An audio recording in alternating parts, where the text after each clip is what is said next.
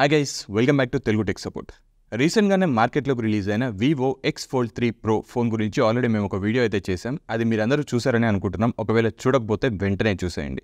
అయితే ప్రీవియస్ వీడియోలో ఈ ఫోన్ పర్ఫార్మెన్స్ గురించి, డిజైన్ గురించి ఎక్కువగా ఫోకస్ చేసాం, కానీ కెమెరా గురించి అయితే ఫోకస్ చేయలేదు. సో ఈ రోజు ఈ వీడియోలో ఈ వివో ఎక్స్ ఫోల్డ్ 3 ప్రో ఫోన్లోని కెమెరా గురించి డీటెయిల్గా చూసేద్దాం.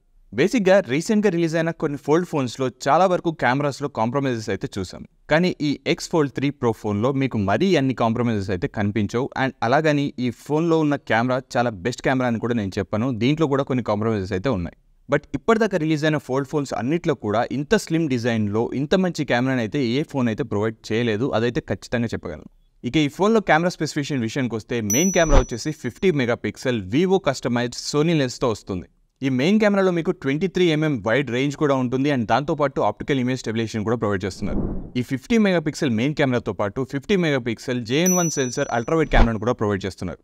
ఇవి రెండు కాకుండా 64 మెగాపిక్సెల్ ఓమ్ని విజన్ సెన్సర్తో వస్తున్న పెరిస్కోప్ లెన్స్ని కూడా ప్రొవైడ్ చేస్తున్నారు with optical image stabilisation. So ఈ వివో ఎక్స్ ఫోల్డ్ 3 ప్రో ఫోన్లో మీకు రేర్ కెమెరాలో అయితే ఎలాంటి కాంప్రమైజెస్ అయితే కనిపించవు. అండ్ నంబర్స్ పరంగా చూసుకుంటే కూడా ఇవి చాలా బెటర్గా అనిపిస్తాయి. అలాగే ఈ వివో ఎక్స్ ఫోల్డ్ 3 ప్రో ఫోన్లో కూడా వివో X100లో ప్రొవైడ్ చేసినట్టుగానే V3 చిప్ని ప్రొవైడ్ చేస్తున్నారు. అండ్ మీ అందరికీ తెలిసే ఉంటుంది, వివో నుంచి వచ్చే ఫ్లాగ్షిప్ ఫోన్స్ అన్నీ కూడా జాయిస్ కొలాబరేషన్తో వస్తాయి.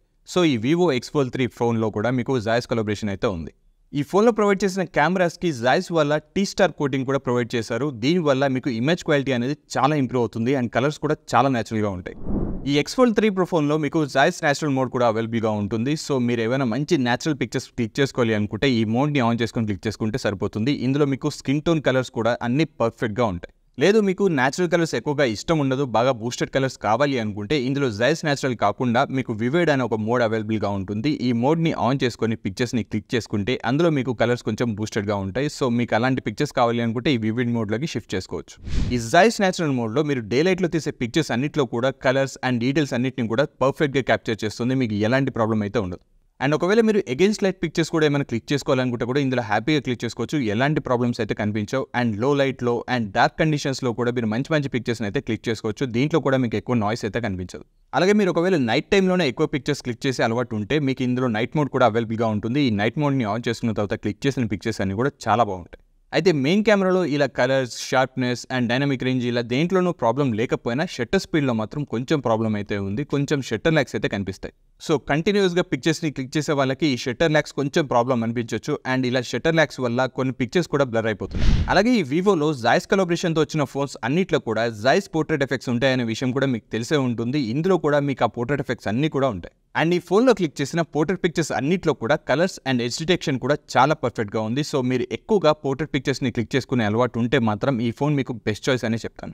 అలాగే మీకు అన్ని ఫోన్స్లో ప్రొవైడ్ చేసే రెగ్యులర్ పోర్ట్రేట్ ఎఫెక్ట్స్ని యూస్ చేయడం ఇష్టం లేకపోతే ఇందులో మీకు జాయిస్ పోర్ట్రేట్ ఎఫెక్ట్స్ కూడా అవైలబుల్గా ఉంటాయి. సో వాటిని యూస్ చేసుకొని మీకు డిఫరెంట్ పోర్ట్రేట్ పిక్చర్స్ క్లిక్ చేసుకోవడానికి ఆప్షన్ కూడా ఉంటుంది. సో అలా కూడా మీకు ఇది ఒక ప్లస్ పాయింట్ అయ్యే ఛాన్స్ ఉంది. అండ్ పోర్ట్రేట్స్లో మీరు 24mm, 35mm, 50mm, 85mm and 100mm pictures అయితే క్లిక్ చేసుకోవచ్చు. ఇక ఈ ఫోన్లో అల్ట్రావైడ్ కెమెరా విషయానికి వస్తే ఇందులో మీకు రేంజ్ మరీ అంత వైడ్గా అయితే అనిపించకపోవచ్చు. బట్ ఇందులో కలర్స్ అండ్ డీటెయిల్స్ అయితే బాగానే ఉన్నాయి.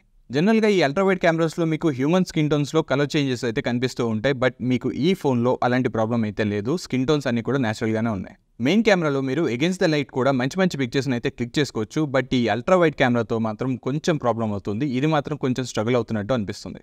అండ్ జనరల్గా అల్ట్రావైడ్ కెమెరాస్లో చాలా వరకు ఆటోఫోకస్ అయితే ప్రొవైడ్ చేయరు. బట్ మనకి ఈ ఫోన్లో అల్ట్రావైడ్లో కూడా మీకు ఆటోఫోకస్ ఆప్షన్ అయితే ప్రొవైడ్ చేస్తున్నారు. ఇది ఒక ప్లస్ అయ్యే ఛాన్స్ ఉంది. ఇక ఇందులో పెరిస్కోప్ లెన్స్ విషయానికి వస్తే ఇందులో మీకు 64 మెగాపిక్సెల్ ఓమ్ని విజన్ కెమెరాని ప్రొవైడ్ చేస్తున్నారు. సో దీన్ని యూజ్ చేసి మీరు మంచి మ్యాక్రో పిక్చర్స్ని కూడా క్లిక్ చేసుకోవచ్చు. ఈ పెరిస్కోప్ లెన్స్ని యూజ్ చేసి మీరు 6x, 10x అండ్ 30xలో క్లిక్ చేసిన పిక్చర్స్ అన్నింటిలో కూడా కలర్స్ అండ్ డీటెయిల్స్ బాగానే ఉన్నాయనిపిస్తాయి. అలాగే ఈ ఫోన్లో మీరు 3xలో జాయిస్ మోడ్స్ని యూజ్ చేసి పిక్చర్స్ని క్లిక్ చేస్తే ఆల్మోస్ట్ ఒక DSLR కెమెరాలో క్లిక్ చేసిన పిక్చర్స్ లానే అనిపిస్తాయి. అయితే ఈ పెరిస్కోప్ లెన్స్ని యూజ్ చేసి మీరు 3x అండ్ 6xలో క్లిక్ చేసే పిక్చర్స్ కొన్ని అవుట్ ఆఫ్ ఫోకస్ వెళ్ళిపోవచ్చు అండ్ బ్లర్ కూడా అవ్వచ్చు. సో ఇదేదో చిన్న ప్రాబ్లంలో అయితే ఉంది. నెక్స్ట్ అప్డేట్స్లో ఏమైనా ఫిక్స్ చేస్తారేమో చూడాలి. అండ్ ఈ ఫోన్లో మీరు 100x దాకా డిజిటల్ జూమ్ కూడా చేసుకోవచ్చు. కాకపోతే మీకు 10x అండ్ 30xలో ఉన్నంత డీటెయిల్స్ అయితే మీకు 100xలో అయితే కనిపించవు అండ్ అంత స్టేబుల్గా కూడా ఉండదు. ఇక ఈ ఫోన్లో ఫ్రంట్ కెమెరా విషయానికి వస్తే ఇందులో మీకు అవుటర్ డిస్ప్లేలో అండ్ ఇన్నర్ డిస్ప్లేలో కూడా 32 మెగాపిక్సెల్ కెమెరాస్ని అయితే ప్రొవైడ్ చేస్తున్నారు. అయితే ఈ కెమెరాస్లో క్లిక్ చేసిన పిక్చర్స్ మీకు అంత డీటెయిల్గా అయితే ఉండవు అండ్ కలర్స్ కూడా అంత న్యాచురల్గా అయితే అనిపించవు. అయితే ఈ ఫ్రంట్ కెమెరా విషయంలో కూడా మీరు డిసప్పాయింట్ అవ్వాల్సిన అవసరమే లేదు. ఎందుకంటే ఇందులో మనకు ఇంకో అడిషనల్ ఆప్షన్ని ప్రొవైడ్ చేస్తున్నారు. అదేంటంటే మనం అవుటర్ డిస్ప్లేని వ్యూ ఫైండర్లా యూస్ చేసుకొని బ్యాక్ కెమెరాని ఫ్రంట్ కెమెరా లాగా కన్వర్ట్ చేసుకోవచ్చు. సో ఈ సింపుల్ ట్రిక్ని యూస్ చేసి మీరు రేర్ కెమెరాని ఫ్రంట్ కెమెరా లాగా మార్చుకొని మంచి మంచి సెల్ఫీస్ కూడా క్లిక్ చేసుకోవచ్చు. ఇందులో మీకు డీటెయిల్స్, కలర్స్ అన్నీ కూడా చాలా బాగా వస్తాయి. సో సెల్ఫీస్ ఎక్కువగా క్లిక్ చేసుకునే అలవాటు ఉన్న వాళ్ళందరికీ కూడా ఇది చాలా హెల్ప్ అవుతుంది. సో సింపుల్గా చెప్పాలంటే ప్రెజెంట్ మార్కెట్లో అవైలబుల్గా ఉన్న ఫోల్డబుల్ ఫోన్స్ అన్నిట్లో కూడా the best primary camera and best portrait pictures కావాలి అనుకుంటే మీరు X Fold 3 Pro ఫోన్నే తీసుకోవాలి. ఇవే కాదు, రీసెంట్గా రిలీజ్ అయిన ఫ్లాగ్షిప్ ఫోన్స్ అన్నిట్లో కూడా మనకు సినిమాటిక్ పోర్ట్రేట్ మోడ్ అనే ఒక కొత్త ఆప్షన్ అయితే ప్రొవైడ్ చేస్తున్నారు. ఆ ఆప్షన్ ఈ ఫోన్లో కూడా అవైలబుల్గా ఉంది. అయితే వేరే ఫోన్స్లో మనం ఆ ఆప్షన్ని సెలెక్ట్ చేయగానే ఆటోమేటిక్గా 1080pలోకి మారిపోతుంది. బట్ ఈ X Fold 3 Pro ఫోన్లో మీరు సినిమాటిక్ పోర్ట్రేట్ వీడియోస్ని కూడా 4Kలో రికార్డ్ చేసుకోవచ్చు. So guys, this is cinematic portrait mode. ఇది 4Kలో రికార్డ్ అవుతుంది అండ్ మీరు సౌండ్ అబ్జర్వ్ చేయొచ్చు అండ్ బ్యాక్గ్రౌండ్ కూడా చెక్ చేయొచ్చు. So everything is good.